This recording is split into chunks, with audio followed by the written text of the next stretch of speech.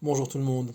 Voilà un cours un peu général encore, très important je pense, qui va nous préparer à Rosh Hashanah, un petit peu. Je ne vais pas parler de Rosh Hashanah lui-même, donc la nouvelle année, mais un petit peu de ce qui se passe actuellement et comprendre un petit peu comment ça marche et pourquoi, d'après ce que j'entends, mais même moi je le vis aussi, beaucoup de gens sont fatigués, beaucoup de gens sont énervés, un peu désespérés, pas tout le monde, mais beaucoup de gens quand même. Pourquoi tout ça? Et expliquer qu'on est, je vais essayer d'expliquer en tout cas qu'on est à la fin d'une période et que Bezrat Hashem on va rentrer dans une autre période beaucoup plus grande, beaucoup plus belle et on espère que c'est cette année en tout cas ce qui est clair c'est que c'est en train de se faire. On va commencer par le commencement. J'ai beaucoup de choses à dire, j'espère que je vais réussir à les dire en une demi-heure. Je ne fais pas de cours de plus d'une demi-heure parce que statistiquement les gens n'ont pas de patience de regarder des cours de plus d'une demi-heure de façon générale. Donc voilà, on m'a encore demandé, pas plus tard que ce matin, on m'a posé la question, on m'a dit mais je vois qu'autour de moi tout le monde est fatigué, beaucoup de gens sont énervés, euh, on n'a plus tellement envie de prier parfois, même quand on prie on est fatigué, on n'a plus envie de rien. Euh, j'ai peur de, on va dire, mon rapport à Dieu puisque je suis fatigué donc je fais moins, j'ai moins envie de faire. Qu'est-ce qui se passe?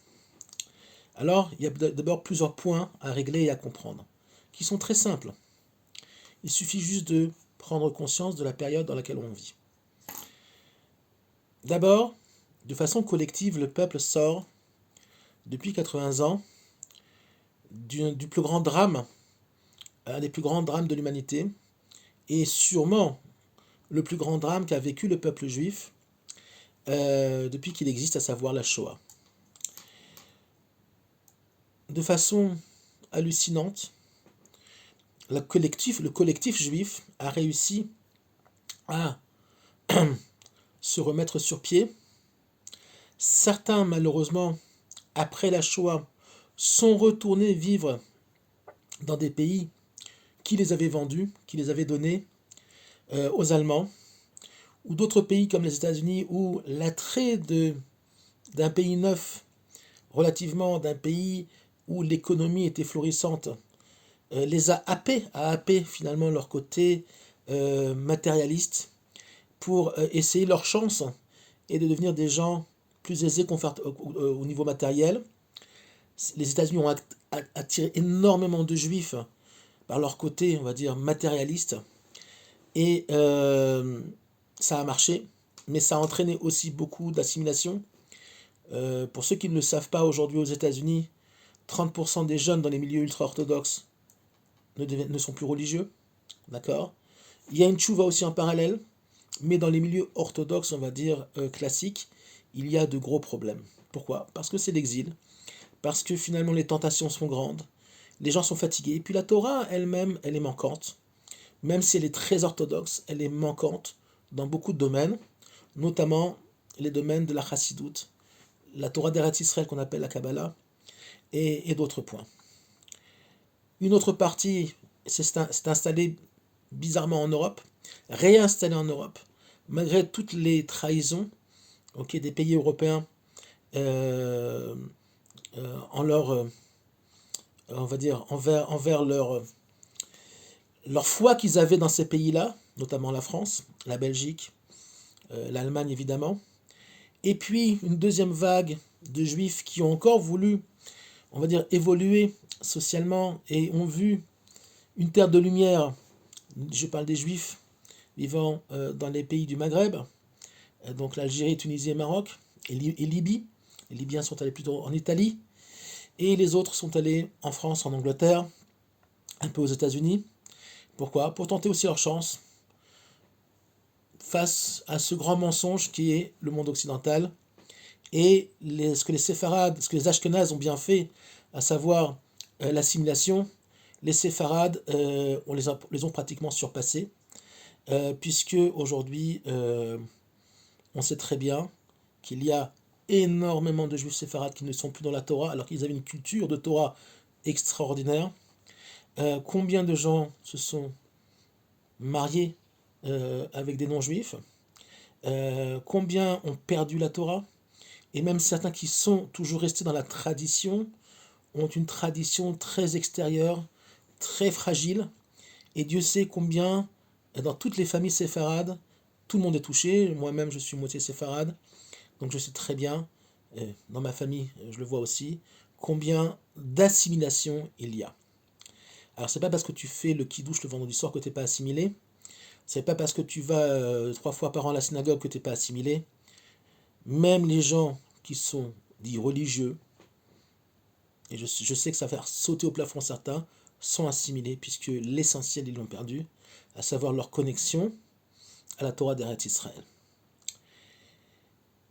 Ce sont les aléas, on va dire, les dégâts collatéraux de cette période qu'on appelle la Shoah, où effectivement le peuple juif a voulu un peu de paix intérieure, pensait que ça ne pourrait jamais se repasser, et finalement on se rend compte que finalement le monde n'a jamais été aussi antisémite qu'aujourd'hui, beaucoup plus même qu'avant la Seconde Guerre mondiale, puisqu'aujourd'hui c'est mondial, c'est en Europe partout, et aux États-Unis et au Canada évidemment. En Asie, il n'y a pratiquement pas de juifs, donc on n'en parle pas. Et finalement, la terre d'Israël qui est en devenir, le peuple juif sur la terre d'Israël est en devenir, et vu les difficultés et les challenges à relever, ça en refroidit plus d'un de faire l'Alia. Et extérieurement, évidemment, on peut le comprendre, puisque finalement ils se disent waouh, finalement en Israël c'est compliqué. Ok, nous on veut le kiff, nous on veut la facilité, on préfère une vie à l'occidental dans un pays tranquille où finalement on va dire on n'aura pas besoin d'envoyer nos enfants à l'armée et de vivre matériellement dans un peu plus de difficultés parce que finalement c'est ça qui m'intéresse. Ce que les gens ne comprennent pas, c'est que le mouvement de la Géoula, ce tsunami de la rédemption finale, est voulu par le maître du monde. Et le maître du monde, celui qui a créé la terre et le ciel, comme on dit, et pas que la terre et le ciel, mais le cosmos, les mondes supérieurs, etc., ne, euh, ne pourra pas prendre en compte, si on peut dire comme ça, les, les, toutes les folies individuelles qu'on peut trouver chez chacun, tous les désirs, ce qu'on appelle la avot anefulot, les amours tombés. Ça veut dire, c'est quoi les amours tombés? C'est tout simplement nos fantasmes du monde de la matière, nos fantasmes du moi je sais, moi je pense que, ça vient de ce qu'on appelle le monde du tohu. Le monde du tohu, c'est un monde où il y a beaucoup d'idées, beaucoup d'imaginaire, mais c'est pas encore mis en place. Donc tout est possible là-bas. Et si c'est pas mis dans un cadre, on va dire sain, S-A-I-N et aussi S-A-I-N-T, alors on obtient quoi? La génération du déluge. C'est pas pour rien que cette génération-là, de Adam Arishon jusqu'à la génération du déluge, s'appelle la génération du Tohu. Il n'y a que à partir de Matan Torah, le don de la Torah donc au Sinaï, qu'on va mettre en place, Hachem va faire descendre dans le monde de la Torah, et va mettre en place un cadre qui va permettre à exprimer le potentiel de l'homme tel qu'il doit être, l'homme juif, mais aussi de faire passer un message universel. La mitzvah est un conseil, d'accord? Le Etz Chaim, on appelle l'arbre de vie. Etz veut dire en hébreu aussi Etza, à savoir un conseil, ok? Et Chaim de vie. C'est quoi la Torah? Le Etz Chaim étant la Torah, c'est un conseil de vie. Tu peux ne pas faire. Tu peux ne pas exprimer ton âme. Tu peux ne pas exprimer ton côté divin qui est en toi. Mais sache une chose, que Dieu ne te punira pas. C'est toi qui vas amener au monde tous les dégâts qui vont s'habiller au fur et à mesure de l'histoire et qui vont créer ce chaos-là, cette obscurité-là dans le monde. Dieu ne punit pas. Alors pourquoi on utilise quand même, par exemple dans la paracha de Kitavo, des expressions du divin qu'on va être puni, etc. Tout simplement parce que le système a été créé lui-même par Dieu et que finalement Dieu va permettre dans ce monde-là de prendre une voie ou une autre, le bien ou le mal, ou quelque chose qui est intermédiaire. Et finalement, c'est l'homme qui se punit tout seul. D'ailleurs, on dit que quand une personne décède, finalement, c'est sa neshama elle-même qui est pure, son côté divin qu'il y a dans l'âme, qu'on appelle neshama. Il y a le nefesh, le ruach, neshama, chaya ve'yichida. La neshama, c'est elle qui juge l'homme, à savoir, tu te juges toi-même, mais ton côté émet, ton côté vérité, qui n'est pas forcément exprimé et compris quand tu es vivant dans ce monde-là. Tu peux l'exprimer, tu peux le faire sortir, mais pour ça, il faut être dans un monde de Torah authentique, pas de Torah, malheureusement, une Torah hypocrite, comme il y a beaucoup chez beaucoup de gens. Mais ce côté Torah émet, c'est ça qui va vous juger et pas quelqu'un d'autre, et ni le maître du monde. Le maître du monde, il est beaucoup plus fort que ça, plus intelligent que ça. Il a mis un système en place qui est infaillible. Depuis donc la Shoah, je reviens en arrière au niveau historique, jusqu'à aujourd'hui, on pensait, jusqu'à il y a quelques années, que finalement, on pourrait s'installer en exil, en diaspora, tranquillement, qu'on pourrait jouir de nos belles maisons, des appartements à Deauville, pour ceux qui ont pu, ou à Cannes, ou à Long Island, ou en Floride ou ailleurs. Et finalement, le maître du monde nous montre quoi? Que non, je ne vous laisserai pas tranquille. Je ne vous laisserai pas tranquille tant que vous ne ferez pas ce qu'il faut. Et si, et je veux dire, que Dieu préserve, il faut qu'il y ait de nouveau un antisémitisme exorbitant dans le monde, monumental dans le monde, eh bien il y aura. Et la faute de cet antisémitisme-là, c'est vous-même. Vous êtes la source, finalement, de votre non-connexion à moi, parce qu'on n'a pas le choix, finalement. Même si on nous donne un conseil, on nous dit, je te donne un conseil, fais ça. Mais si c'est la Torah et les mitzvot, mais si tu n'es pas dans la Torah et les mitzvot, sache que tu verras à un moment donné, ma patience aura une fin, et finalement tu n'auras pas le choix que de rentrer dans un monde de conscience, dans un monde de Torah. Ben, c'est exactement ce qui est en train de se passer. Le 7 octobre a été non seulement une catastrophe pour Israël, mais aussi une catastrophe pour les Juifs du monde. Pourquoi? Parce que finalement, les répercussions, on le voit bien, sont mondiales. On est soi-disant un pays qui fait un génocide, alors qu'il n'y a pas de génocide. On vend même des PlayStation 5, ils ont montré, ça a été filmé cette semaine, ils vendent même des PlayStation 5 sur les marchés de Gaza. Il y a à bouffer comme ça, d'accord? Ils font des barbecues sur la plage, mais ça évidemment, ces images-là, on ne vous les montrera pas en Europe, parce qu'il y a une volonté en Europe de diaboliser Israël, mais c'est pas nouveau. C'est pas nouveau. Regardez toute l'histoire de l'Europe, quand il y avait les lèpres, quand il y avait toutes les maladies dues à un manque d'hygiène au Moyen-Âge, on accusait toujours les Juifs parce qu'ils n'étaient pas malades, parce qu'ils se lavaient les mains avant de manger, d'accord? Et que le judaïsme demande une certaine hygiène de vie qu'il n'y avait pas à l'époque au Moyen-Âge chez les gens du peuple. Les Juifs ne tombaient pas malades, ou moins malades que les autres. On les accusait d'être la source, donc, des maladies infectieuses qu'il y avait à l'époque au Moyen-Âge et même plus tard. Donc finalement, on a toujours été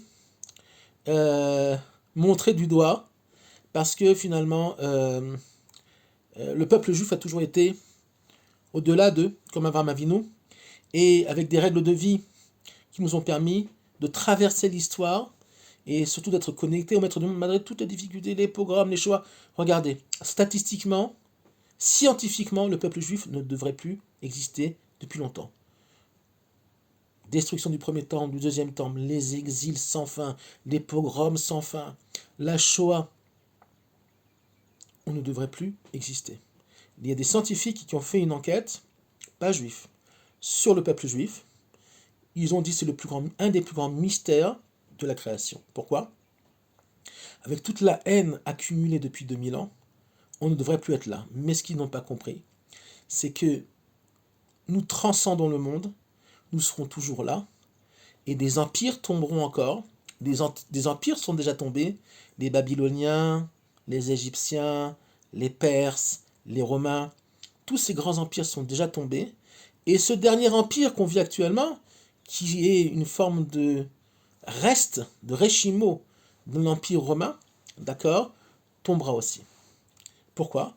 Parce que derrière tout ça, il y a un plan divin et que nous faisons partie du plan divin. Tout simplement, nous sommes là. Notre rôle est d'exprimer le divin dans ce monde-là pour nous-mêmes et surtout aussi pour les nations du monde. Nous avons un rôle à jouer. Les nations qui nous suivront jouiront évidemment de ce changement, de cette reconnexion à Hachem. Les autres disparaîtront. Aussi simple que ça. Donc depuis le 7 octobre, tout s'est enflammé. En Israël, beaucoup de gens ont commencé à faire tchouva. Il y a encore un grand combat en Israël avec une minorité qui se croit majoritaire, à savoir une forme d'ultra-gauche très confuse, d'accord, soit avec des valeurs qui ne sont pas juives. Alors pourquoi et comment, je ne suis pas là pour accuser qui que ce soit avant Rosh Hashanah, évidemment. Le maître du monde fera très bien à ma place. Mais on voit qu'il y a un problème identitaire qui ressort plus que jamais en Israël et dans le peuple juif, même en diaspora, de qui est Israël,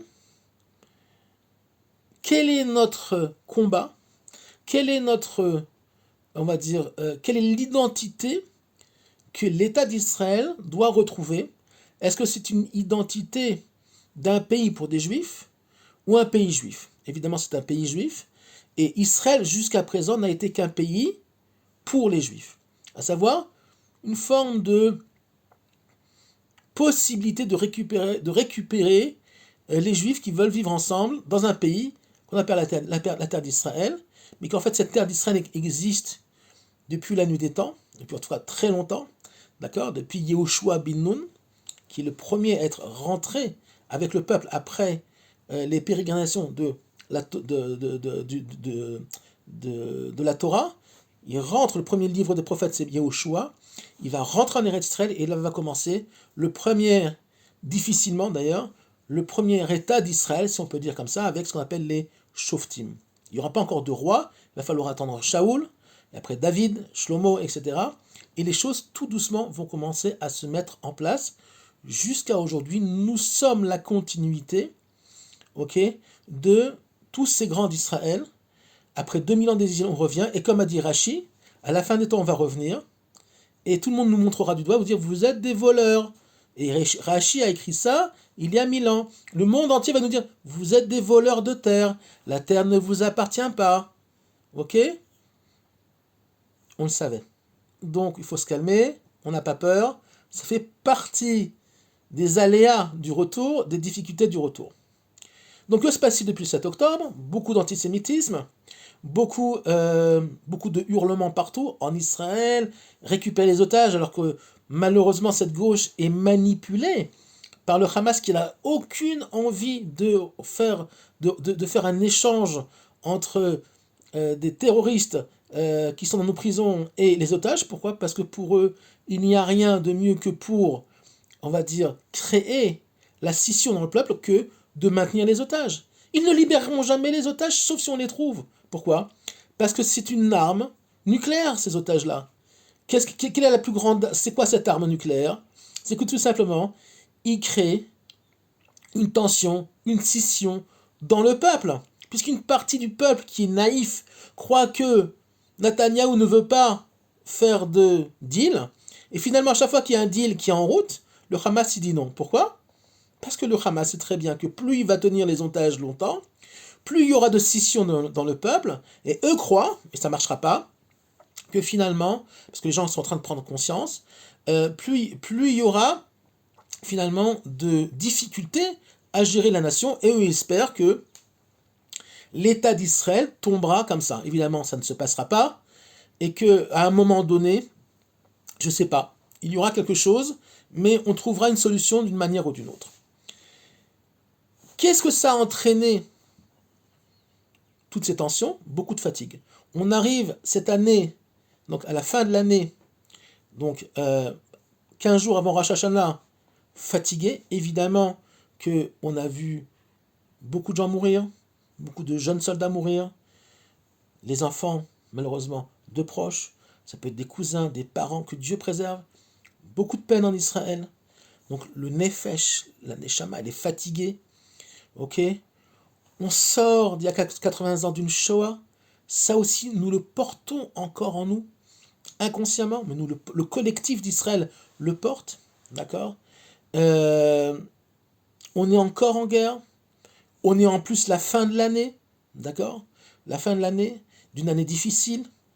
Donc finalement, effectivement, il est très difficile actuellement d'être, on va dire, au top de la Emouna, au top du travail divin, mais il faut savoir une chose, Dieu le sait. Dieu est conscient, évidemment, que finalement, on vit une période très très difficile et que, tant bien que mal, on s'accroche chacun à ce qu'on peut.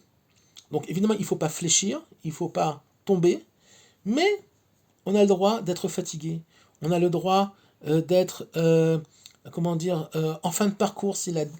On vit les derniers mètres avant la Géoula Shlema, d'accord? Avant la ligne rouge, la dernière ligne rouge, pour rentrer ailleurs, d'accord? Pour entrer dans une autre dimension. Le monde ne s'arrête pas là, c'est pas la fin du monde, c'est le début d'un autre, d'accord? Mais, effectivement, on est fatigué. Le Talmud de Jérusalem explique une chose intéressante, qui est expliquée d'une autre façon dans le Talmud de Babylone. Et je parle du jugement, puisque Rosh Hashanah, c'est le jour du jugement, c'est la nouvelle année, mais c'est le jour du jugement, il y a 2 jours. Comment on est jugé à Rosh Hashanah? À Rosh Hashanah est jugé, il y a 2 sortes de jugements. Le premier jugement, qui est suivant la vision du Talmud de Babylone, c'est que, en fait, les deux sont vrais. Vous allez voir, il y a 2 façons d'être jugés. Les gens qui se réveillent qui n'ont pas fait grand-chose, et qui se réveillent malgré tout, au mois de Elul, ils veulent faire tchouva, alors sont jugés à Rosh Hashanah, sur toute l'année, et le jugement est beaucoup plus dur, si on peut dire comme ça, beaucoup plus strict, parce que finalement les gens ont traîné, n'ont pas fait ce qu'il fallait, ne se sont pas comportés comme il fallait toute l'année.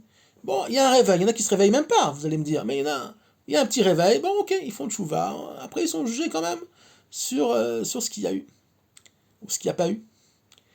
Par contre, le jugement vu par le Talmud de Jérusalem est beaucoup plus intéressant. C'est que finalement, celui qui s'est battu toute l'année, qui tetze la milchama, comme la paracha de la semaine dernière, celui qui est sorti en guerre contre son Yetzer Hara toute l'année, alors lui sera jugé de façon beaucoup plus légère. Pourquoi? Tout simplement parce que il s'est lui-même jugé toute l'année. Tous les jours est un combat spirituel. Tous les jours est une guerre. Je vais expliquer en 3 mots ce que c'est la guerre de la paracha de Kitetse. Et finalement, on vient déjà en grande partie juger. En grande partie déjà réparer. Pourquoi? Parce qu'on a conscience de son judaïsme, de sa Torah, de sa connexion au Maître du monde toute l'année. On n'attend pas la fin de l'année pour être jugé ou pour bien faire les choses. On est déjà éveillé toute l'année. La paracha de la semaine dernière, c'est Kitetse la milcha, quand vous sortirez en guerre. On parle finalement d'un combat non pas al oilvecha, à ton ennemi, on parle au singulier et pas au pluriel, donc on ne parle pas du peuple, on parle de l'individu. Et les maîtres d'Israël, dont Rashi, expliquent que, évidemment, que c'est une guerre contre ton Yetzer Hara, ok, et que on parle, Rashi explique que on sort dans quelle guerre? On s'appelle Milchemet Reshut. Il y a 2 sortes de guerres en Israël, de vraie guerre contre nos ennemis extérieurs, mais aussi intérieurs. il y a ce qu'on appelle Milchemet Reshut, qui est une guerre, on va dire, pas obligée, mais qui est, on va dire, une guerre euh, euh, pour éviter quelque chose de beaucoup plus grave, et une guerre qu'on appelle Milchemet Mitzvah, ce que vit actuellement l'État d'Israël, et c'est la façon dont se comporte l'État d'Israël face à ses ennemis. Comment l'État d'Israël, malheureusement, se comporte en Milchemet Mitzvah, à savoir guerre de Mitzvah. On nous attaque, on nous défend, on se défend très bien, on frappe fort, mais ça reste une guerre de défense. Tzva Hagana le Israël. Okay? L'armée de défense d'Israël. C'est pas la bonne guerre. C'est pas la bonne guerre parce que finalement c'est une guerre que tu prends des coups et après seulement tu rentres. On l'a vu le 7 octobre. Effectivement, on rentrait bien comme il faut dans Gaza, ok, pour toutes les horribles choses qu'ils ont fait. Mais finalement, c'est pas ça qu'il faut faire. Ce qu'il faut faire, c'est de ne pas attendre que l'ennemi vienne t'attaquer. Mais si tu sais que l'ennemi a des intentions, évidemment, on ne parle pas d'un pays qui est en paix avec toi. Ok, on ne parle pas d'un pays qui est sympa. On parle de gens qui préparent la guerre, mais qui ne sont pas encore rentrés en guerre. Alors là, il faut les attaquer. Et c'est de cette guerre-là qu'on parle dans la paracha de Kitetse, à savoir, c'est une guerre, finalement, pour empêcher un conflit encore beaucoup plus grand et beaucoup plus dévastateur. Et bien c'est pareil avec le moi, avec notre connexion, on va dire, à notre Yetzer Hara. On n'attend pas d'être devant un problème, que notre Yetzer Hara nous fasse mettre face à un problème, ok, pour pouvoir le résoudre. À la base, on fait tout pour ne pas se mettre face à un souci. D'accord? Par exemple, si quelqu'un vient t'insulter, t'agresser, je ne parle pas physiquement, verbalement, etc., ok, tu ne réponds pas, par exemple, tu le laisses chanter, tu le laisses là où il est, c'est difficile, parfois on a envie de répondre, c'est normal, mais finalement, on ne va pas répondre pour après être obligé éventuellement d'en venir aux mains. D'accord? Là, ce sera une milchamet, on va dire, mitzvah, on va être obligé de se défendre, parce qu'on aura entraîné une telle altercation que finalement on peut en arriver aux mains. Non, tu vas déjà combattre ton Yetzer Hara dans ta Milchemet Reshut, à savoir que tu vas l'empêcher, ok, tu vas te battre contre lui, contre ton Yetzer de répondre, tu vas l'empêcher finalement de te mettre dans une situation où tu devras arriver à une guerre de défense. Tu le laisses chanter. C'est un exemple, mais il y a mille et un exemples. Ben, c'est pareil avec les guerres d'Israël. On attend trop que nos ennemis nous attaquent pour pouvoir répondre. Les Houthis nous envoient un missile, on va leur répondre, on va leur foutre en l'air un port au Yémen. Non. Maintenant, même quand ils tirent pas, tu vas et tu détruis tout là-bas. Pourquoi? Parce qu'eux, ils sont en train de se préparer à te balancer des saloperies. Donc avant même qu'ils te balancent quelque chose, tu vas déjà régler le problème à sa source. Ben, dans le monde spirituel, c'est pareil. Ok, c'est ce que nous dit Rashi. C'est une milchemet reshut. C'est une guerre de prévention. Même dans les mondes spirituels, on est dans une guerre journalière de prévention. Et quand on est dans la prévention, la guerre est finalement plus facile, plus aisée, puisque c'est toi qui vas décider finalement de la tactique, de la façon dont tu vas mener la guerre, et tu ne vas pas être entraîné malgré toi dans un conflit que l'autre a provoqué, ok? Et finalement, oui, tu peux bien faire, oui, tu peux le détruire, mais tu es toujours dans une position où finalement, on va dire, tu as déjà été touché. Dans les combats de rue, pour ceux qui savent un petit peu de quoi je parle, dans un combat de rue, on sait très bien, le premier qui frappe, il a gagné. D'accord? Et bien, dans ce monde-là, c'est pareil. Et avec votre Yetzer Hara, c'est la même chose. Pour conclure ce cours, effectivement, nous sommes dans une période difficile, dans une période de fin de beaucoup de choses, d'accord? La fin de l'exil, et il y a une grande partie du peuple juif qui n'a toujours pas compris qu'il fallait être en Eretz Israël. Alors il y en a beaucoup qui me disent, oui, mais je suis vieux, j'ai ma mère. Oui, le problème c'est quoi? C'est que la source, d'accord? La source du problème n'est pas maintenant, c'est pas l'antisémitisme actuel, c'est que finalement les juifs ont choisi après la Seconde Guerre mondiale, nos grands-parents, nos parents, des pays où les maîtres d'Israël savaient déjà à l'origine que, en tout cas ceux qui sont dans la Torah, les vrais je parle, savaient qu'à la base on rencontrerait des difficultés, puisque c'est toujours pareil, d'accord, on n'est pas chez nous, d'accord, contrairement à ce que beaucoup malheureusement de juifs français pensent, je suis français de confession israélite, ça n'existe pas, c'est dans vos fantasmes, c'est dans votre monde de tohu, dans votre monde d'illusion, ok. Et les Français, les Américains, les Allemands, les Belges, peu importe là où vous serez, les Anglais, vont vous montrer, et ils le montrent déjà maintenant, combien ils vous détestent. Pourquoi? Parce que vous ne faites pas ce que vous devez faire. On ne se réveille pas une fois qu'on a été attaqué, on ne se réveille pas une fois que finalement on est dans une position de défense, et comme je l'ai expliqué, c'est beaucoup plus difficile de réagir. Ce qui est fait est fait, ce qui n'a pas été fait est fait, et effectivement, maintenant, on est, en tout cas les juifs de diaspora, et même en Eretz Israël, dans une position de défense, et c'est beaucoup plus difficile de résoudre le problème. Mais malgré nous, malgré tout, et ça va se faire, et ça se fait déjà avec beaucoup de dégâts, puisqu'on a toujours des otages, je ne sais même pas si on va pouvoir les récupérer à Gaza, d'accord. J'ai expliqué que finalement le Hamas n'est pas du tout intéressé, en tout cas pas pour le moment, à les rendre. On est agressé en diaspora partout, ok. Même si pour le moment un juif en France il peut vivre plus ou moins caché, il peut enlever sa kippa, il peut enlever son chapeau, frôler pour rentrer chez lui le soir dans le métro, les murs du métro, sans signe extérieur de judaïsme.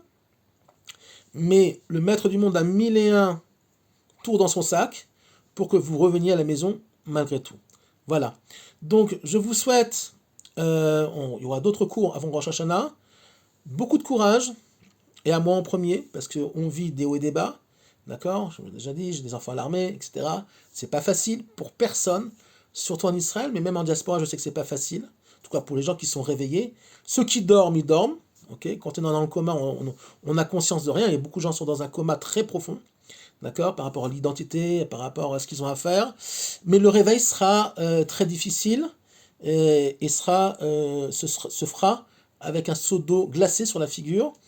C'est que le commencement, on est encore dans un processus où finalement le monde va changer, le monde va beaucoup bouger encore, pas qu'en Israël, en Europe aussi, aux États-Unis probablement, en Asie aussi.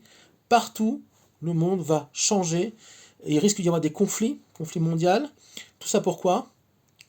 Pour finalement décrasser le monde, maître du monde va détruire ce qu'il y a à détruire, nettoyer ce qu'il y a à nettoyer, ce qu'il restera, restera, pour entrer dans un monde meilleur, Bezrat Hashem, on espère en tout cas cette année. À très bientôt.